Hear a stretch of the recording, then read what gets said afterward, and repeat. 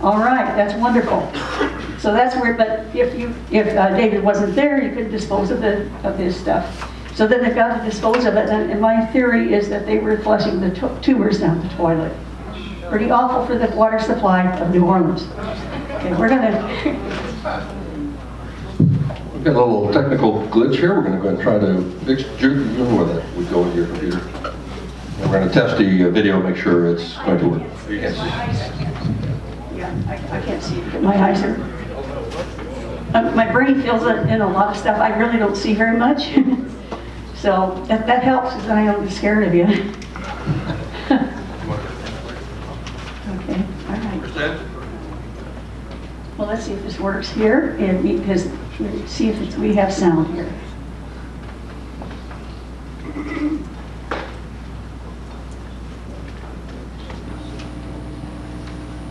We have too much sound.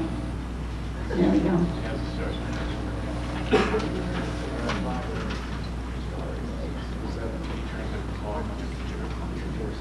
Okay, hold on here, because I don't hear anything yet. Let's see what we have. Hold on, dears.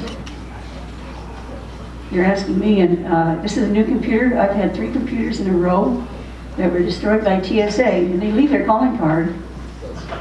There we go. Okay. So if you all need to dispose of your computers, call TSA. No, I did. I just put that. Yeah, we should have it now. Let's see. I don't hear a thing yet.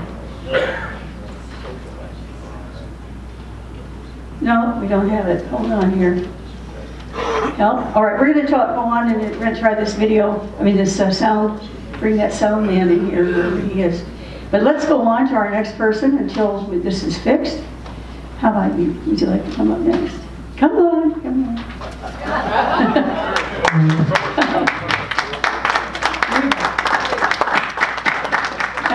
I'm so grateful. These people, the poor things. Regarding Lee Harvey Oswald and his experience with Lee. Okay.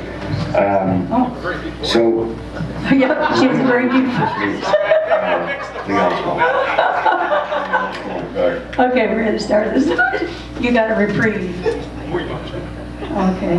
See, I wanted, then one of the things I wanted, we wanted these, What do you like? I wanted to have. We're here with Jim Batek. Wanted very much to have all of you be able to come here and not only get information and research materials, because we are also a symposium, and the material we're giving you, we're trying to make it easy to digest. I don't think it's right that we always have to have solemnity and all that. We should rejoice that we still have witnesses that can come forward, that we can get justice for John F. Kennedy and for Lee Oswald as well. In fact, I'm hoping that some of you here will be joining us in what I call the Tippett Project.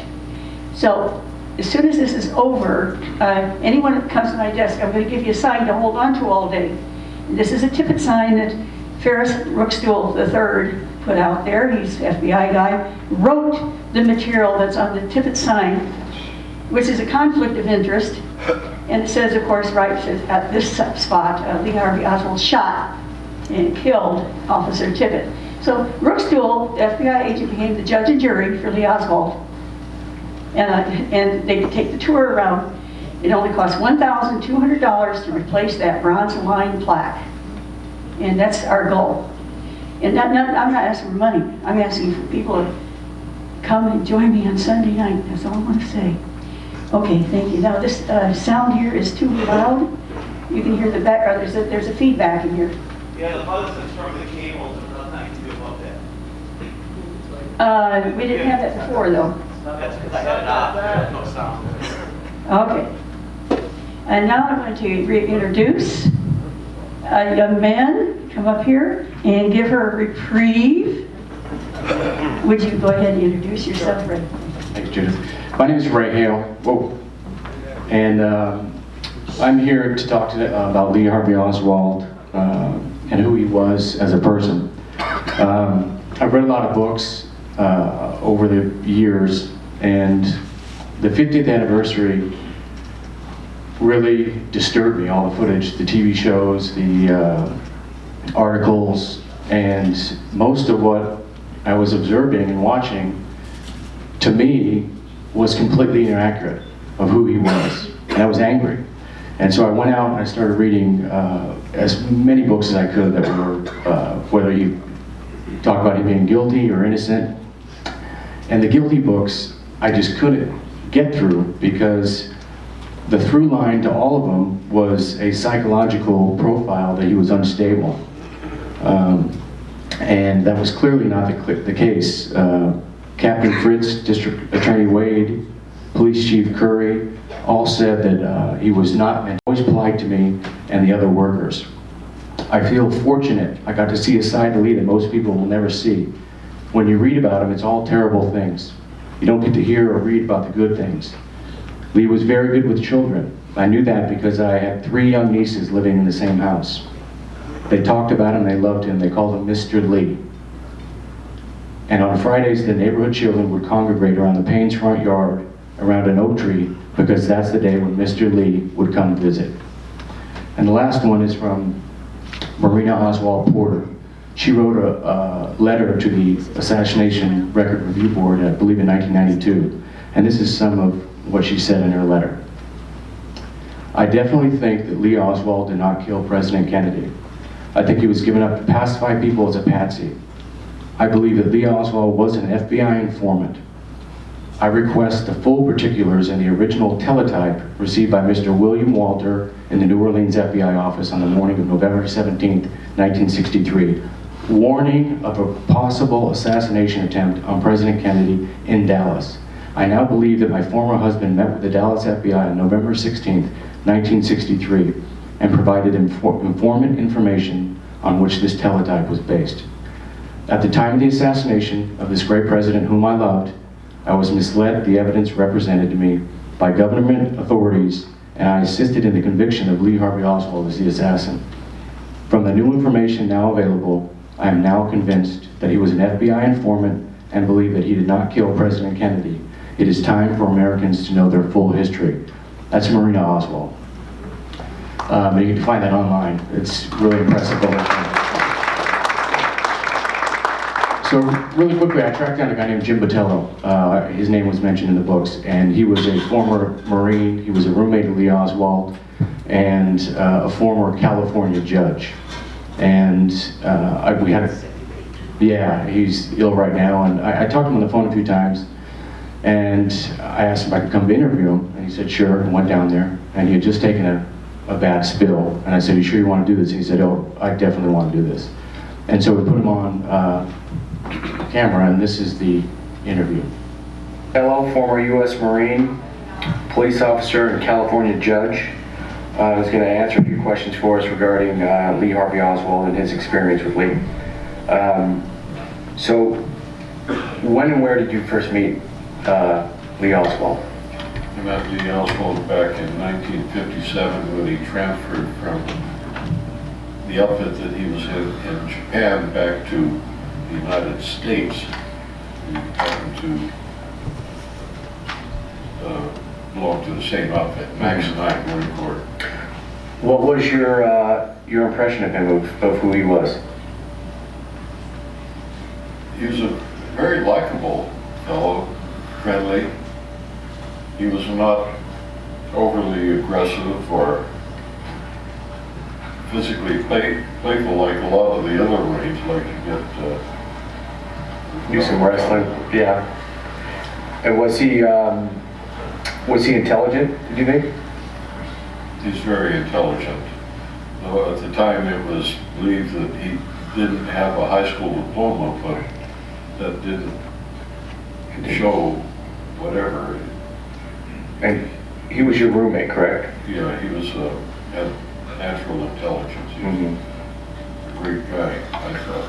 And did you think one of the things you mentioned to me on the phone, you told me that he had integrity more than most people. Would you say that's accurate?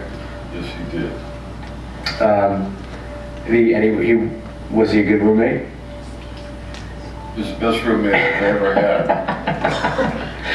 He was being married a couple of times. There you go. And one of the things you also told me was that you guys had a record player. You went and you bought some records together. Yes, we did. we all didn't have television sets in our room, and so our entertainment was the record player that we had. And you classical music? We played classical music, a number of different tunes. And his favorite seemed to be the 1812 Overture, as was mine, Tchaikovsky. Tchaikovsky. He went home with you. Yeah. You took him home to see your family. Yeah, we'd travel in my car up here from Santa Ana and go to Liberty, and weekend we'd just head back to work at Tustin Air Base. We were stationed out there. He missed the last qualifying at the rifle range. He was made company clerk at the time, and which is interesting in itself, because they said his clearance was taken away. However, being a company clerk in our outfit, which was a headquarters outfit, we had all sorts of top secret information in the company office, and that's what he had access to. So it was taken away, but in theory, he had access to all kinds of information. In fact, the Warden report shows that he had a crypto clearance. That's what I was led to believe, and that's way higher than any clearance that I ever held. So when you found out that he went to Russia and had defected, what were your thoughts on that? I didn't believe it You instantaneously. told me on the phone that traveling was for the rich, for the wealthy. Exactly. Passports just weren't given to Russia. And you just couldn't get on a boat and sail to Russia and without some exceptional benefits being afforded you. And he certainly didn't have the money. I believe he is paid probably in the neighborhood of at the most probably $120 a month. I think most of that money went to his mother in allotments. And so shortly after him getting out, it was quite obvious he didn't have the money, and he certainly didn't have the integrity to go out and hold up a gas station or rob a bank or do anything like that to obtain the money. So it appeared obvious to me that someone sent him there. On assignment On assignment, right. for more than likely U.S. intelligence. Exactly. Do you think that he was a loyal U.S. Marine? Absolutely. Do you know that the day of the assassination that he took off his wedding ring and he put on his Marine Semper Fi ring? I saw that in. He wore it. He didn't kill Kennedy. There was no question about that, and I don't know how or why anyone would want him to be blamed for it. All the terrible words that have been said about him are just certainly not true at all. That Oswald's one. What's going through your head when you see that? At first, it's maybe grief for the country, and then confusion, or what were you thinking? I couldn't believe Oswald could do something like that. He was a Marine, but he wasn't a killer. He was a dedicated American. He wanted to do things right. I mean, people around So you. there's something more to this than what meets the eye. People around you probably knew that you had been friends with him. Did they question you at all right afterwards? It was a very confusing time for the country. Interestingly, I went to the FBI a few days later and told them that I was in the Marine Corps with Oswald. He and I roomed together. And I gave him a brief statement there that, and they didn't question me very thoroughly either. By no means did I get a thorough investigation from the local FBI. So which gives me additional suspicion that Oswald was working undercover. So you think that he does have a dishonorable discharge right now, currently, that's his status? I think that that is a disgrace to a national hero. I'll call him a hero. And that it should be at least that. And he should receive an honorable discharge. It should be redone to receive an honorable discharge. And his name has been disgraced enough by some unscrupulous people in this country, and it's a great shame that he was working for this country for so long and so dedicated, and he suffered so much because of his true honorable feelings, and it wasn't his intent to have Kennedy killed. And as someone who has Marine paraphernalia all throughout your house, you don't say that lightly, do you? I mean, because a Marine would look at somebody who was dishonorably discharged as He was a Marine. He was a Marine.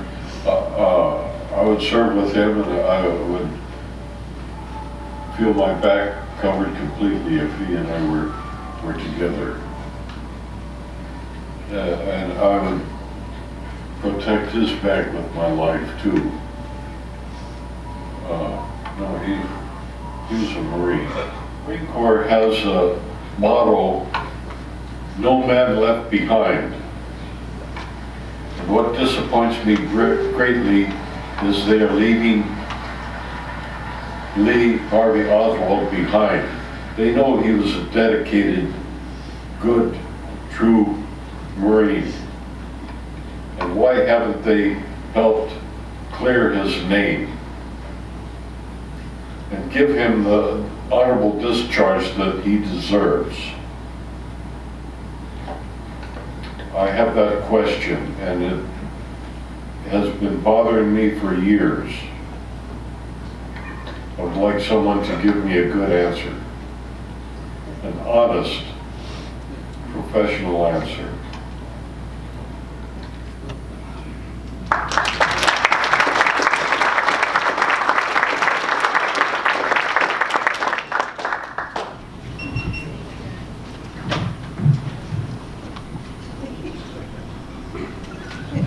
Please, listen to this wonderful lady next. I don't know if I'm the lady on it. My name is Angelina Nobile. I am from New Orleans. More than New Orleans, I'm from down below, is what we called it. St. Bernard and Plaquemines Parish. Leander Perez country. My father started working for Leander Perez. My father was a JAG. When he got out of the service, he was looking to be a lawyer. And so he went down below and he talked to the judge. And my father was Italian. He was a Northern Italian, not a Siciliano, which meant he could never belong to the mafia. He was also a Freemason, 32nd degree Freemason. Very important, Leander Perez was a Freemason. Freemason goes back many centuries in our family. Now that may not mean anything to you, but the Freemasons and the Mafia work together. Okay, and the Freemasons provided protection so that the syndicate could carry on their illegal activities. And most of the Freemasons, if you were a Shriner and you had to go 32nd degree, you were either a politician, a doctor, somebody with power. If you needed somebody knocked off, they'd go to the mafia.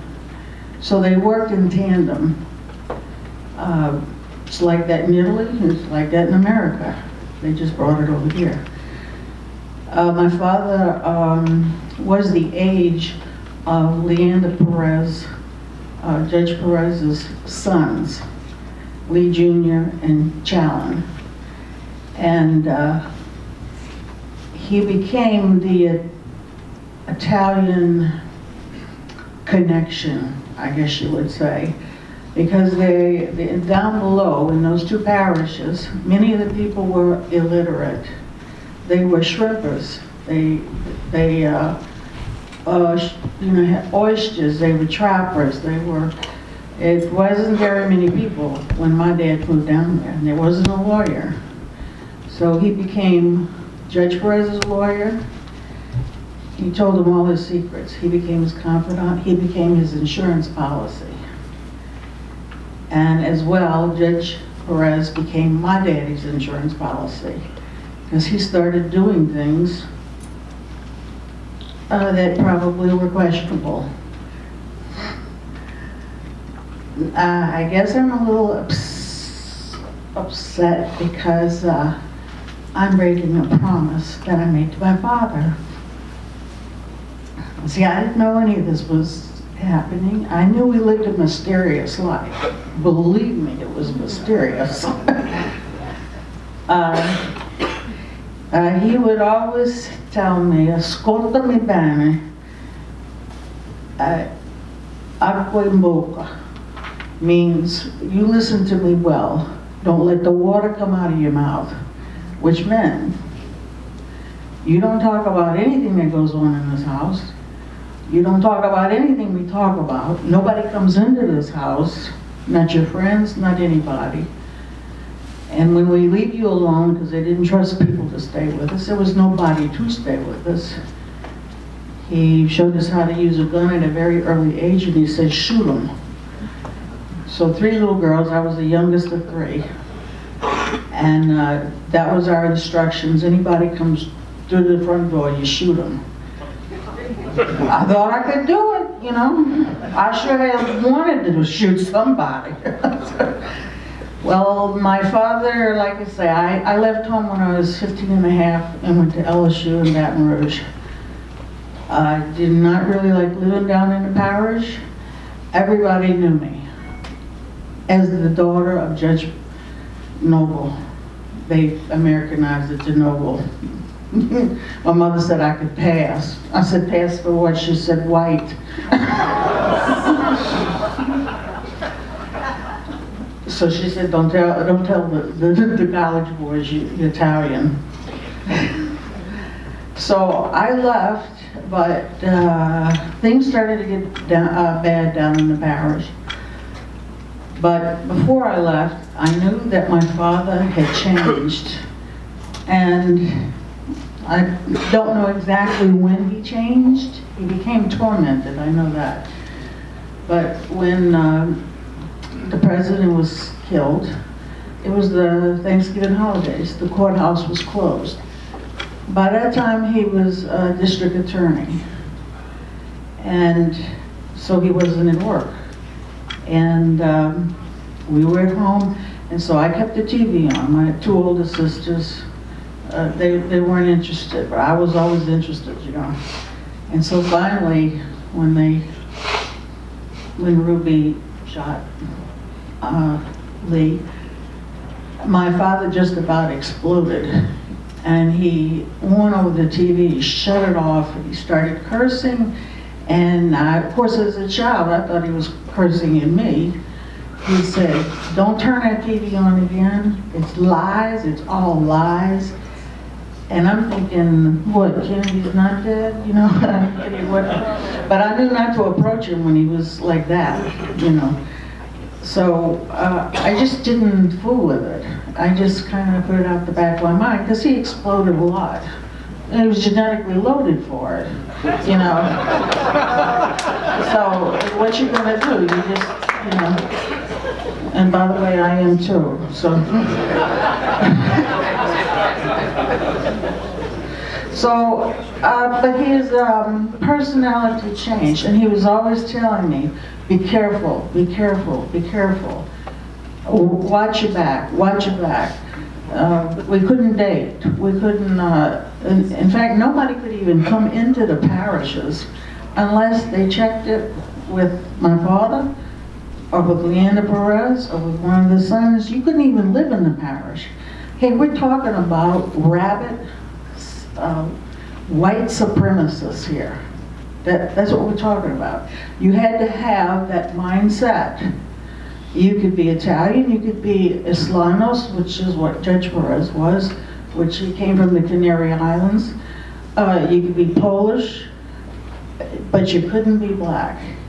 Okay. Now we did have an enclave of African Americans that had inherited a large plantation, but Judge Perez, who was a dictator, an absolute dictator, he was like the big papa for all the people. He would not let them have running water, any kind of sewage, system, anything. And they didn't get that till 1978. They couldn't vote. They beat them up. It was really, we were living in a different era. They were trying to protect of course my dad was Italian. He didn't live, he didn't know what a plantation was. He knew what a chestnut was. He didn't know what a plantation was. So this was all foreign, but he wanted a job. He did not know what he was getting himself into. So after the assassination, I was about 11.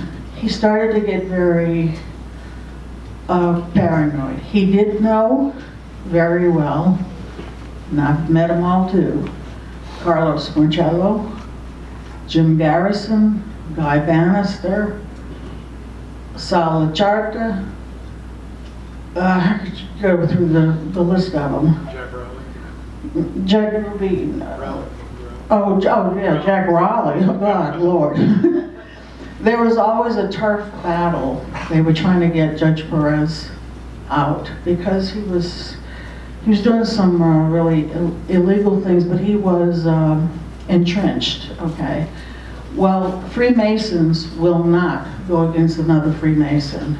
You take an oath, and it's just like the Italians, the mafia.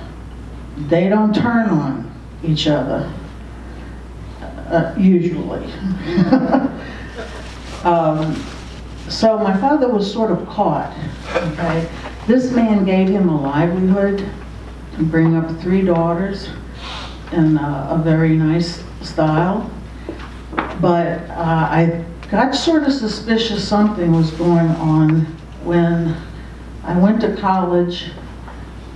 He didn't want me to come home very often. I thought, well, that's odd after telling me, watching me like a hawk. So when I graduated one day from LSU. The next day I was living in Athens, Greece for a whole year. And I thought, what's this about? He needed me to be out of the parish. My other 2 sisters were married and gone. He was worried about me. Now, it wasn't so much because of the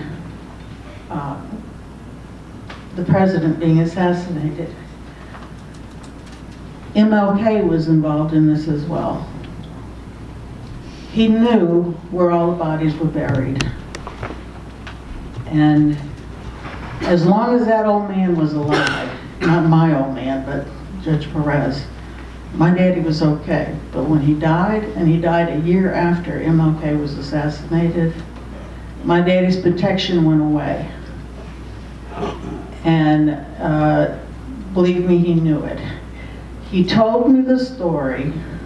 He had heart surgery, and he thought he was going to die. So he purged himself to me.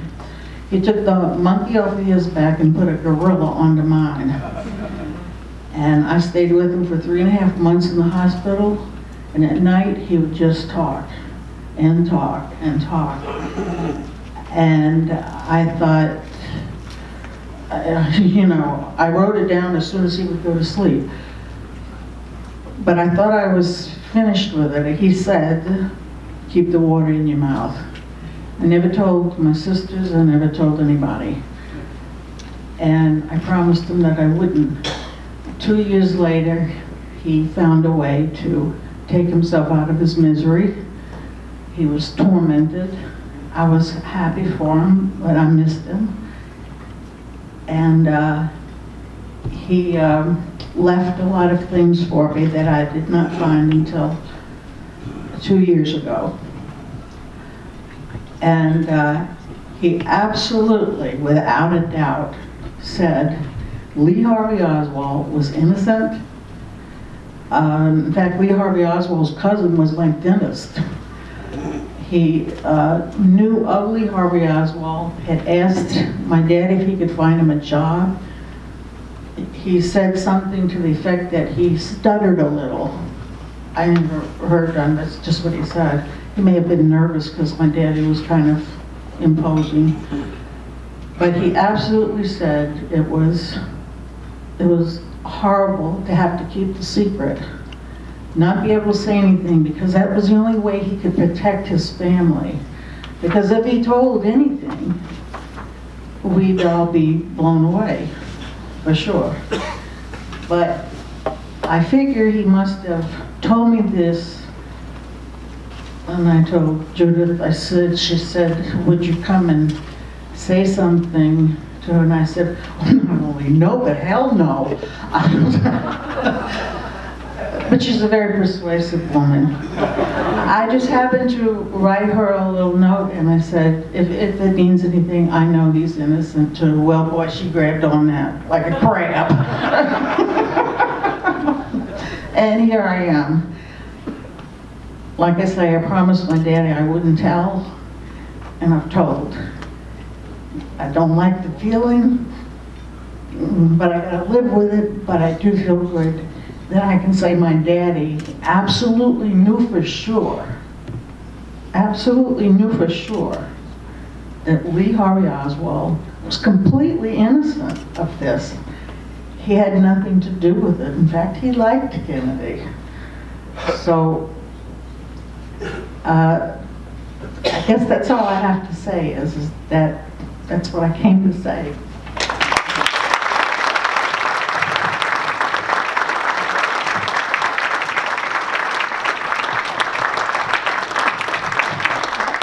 Have more witnesses, that a couple are ill. I was also going to speak, but I don't think I have to. And maybe we can come back next year and get some more of this. If you want to hear more, you can do it again next year. Come on, say you want it. Yeah. See, that's the thing. Some of us hear the fact that, well, you're at a conference, this is not scholarly enough. You're getting the witnesses, you're getting the information, and you're not getting theory, you're not getting debate, in which you get the real thing. And this is what it's about. You're part of it now. Thank you.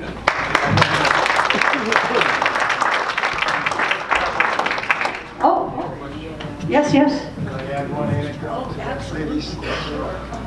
This man knows more in the little finger than most others know in their whole life about the Kennedy assassination. This is a wonderful Edgar Tatro. Take your old, whatever. I never thought you'd say Tatro. I never I'm thought. sorry, I just realized it wrong. Okay, I just had one little anecdote to tell about this woman's story. I don't usually talk about this, but it's something that I've just kind of put together on my own. And I always used to say to a few private friends, I would say that there are basically four common denominators in the assassination. Number one, there are a lot of homosexuals in this case. In fact, that's why Garrison called it a homosexual thrill kill, which might be hyperbole, but there's a certain amount of that. There are an awful lot of gay folks that were involved in this capacity, or alleged gays and so forth. Number two, a lot of naval intelligence, which doesn't get much attention. Number three, all the big boys played high-stakes poker games together. And a lot of the decisions that were made in back rooms and bars and and so forth, playing high-stakes poker games. And number 4, a lot of Masons. And the thing I wanted to add was that almost all of the high echelon folks in the Texas connection were all Masons. And I want to add one more ingredient to it. There's a kind of overlapping of Masons, John Birch Society, Minutemen, White Citizens Council, Ku Klux Klan, and other extreme right-wing groups like that. And a lot of them were like members of all of them, so to speak. And the most important thing I think that the lady said was that code of silence. They were masters at not snitching and not talking, and they were very, very careful about that. And one time I was at the Adolphus Hotel several years ago, and there was a man there, an older man, who's written a couple of books on the subject, Texas-oriented stuff. And I said this to him, these 4 common denominators. And when I mentioned the Masons, he looked at me and angrily said, "Hey, I'm a Mason." And I looked right at him, I said, "Well, then you know what I'm talking about." And he looked at me and said, "Yeah." Okay, we're having a break now for a couple minutes and check our sound, and